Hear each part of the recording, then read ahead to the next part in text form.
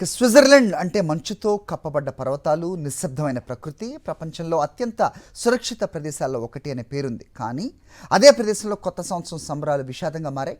Alps పర్వతాల మధ్యలో ఉన్న ప్రసిద్ధ స్కీ రెసార్ట్లో జరిగిన అగ్ని ప్రమాదంలో దాదాపు 47 మంది చనిపోయాక 115 మంది గాయపడ్డారు. మరింతగా కలచివేసేది ఏంటంటే బాధితుల్లో చాలామంది యువకులే అని పోలీసులు చెబుతున్నారు.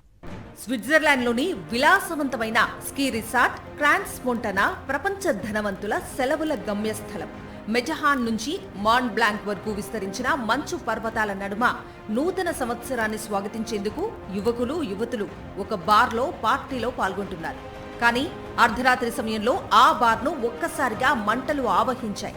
మంటలు కాసేపట్లోనే భీకరంగా వ్యాపించడంతో లోపల ఉన్నవారు బయటకు రావడానికి ప్రయత్నించారు.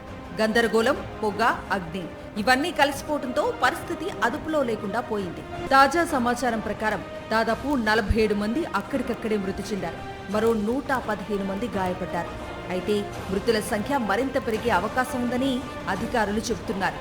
పోలీసుల సమాచారం ప్రకారం బాధితుల్లో ఎక్కువ మంది యువతే. శరీరాలు గాయపడిన స్థితిలో ఉండటంతో గుర్తింపు ప్రక్రియకు కొన్ని రోజులు పడుతుందని అంటున్నారు.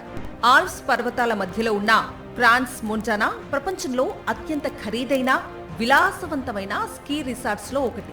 అంతర్జాతీయ golf tournaments, high end holiday destination గా ఇది పేరుగాంచింది. ఇక్కడ జరిగిన ఈ దుర్ఘటన స్విస్ ప్రజలను షాక్ కి గురి చేసింది. అగ్ని ప్రమాదానికి కారణం ఏంటి అన్నది ఇంకా స్పష్టంగా తెలియలేదు. ఫైర్ సేఫ్టీ ల్యాప్సెస్ ఉన్నాయా, ఎలక్ట్రికల్ షార్ట్ సర్క్యూట్ జరిగిందా, లేదా మరేదైనా కారణమా అన్న దానిపై దర్యాప్తు జరుగుతోంది. కొత్త ఏడాదిలో పండగ రాత్రి ఆనందంగా గడపాల్సిన ప్రదేశంలో క్షణాల్లోనే విషాదం నెలకొంది. కుటుంబ సభ్యులు తమ ప్రియమైన వారిని గుర్తించడానికి ఆసుపత్రులు, మార్చురీల వద్ద వణుకుతూ నిల్చున్నారు. స్విట్జర్లాండ్ వంటి సురక్షిత దేశానికి ఇలాంటి ప్రమాదాలు తప్పించడం ఎంత కష్టమో ఈ ఘటన మరోసారి గుర్తు చేసింది. కొత్త సంవత్సరాన్ని స్వాగతించేందుకు వెళ్లిన వారు బతికి తిరిగి రాలేకపోవటం చాలా బాధాకరం.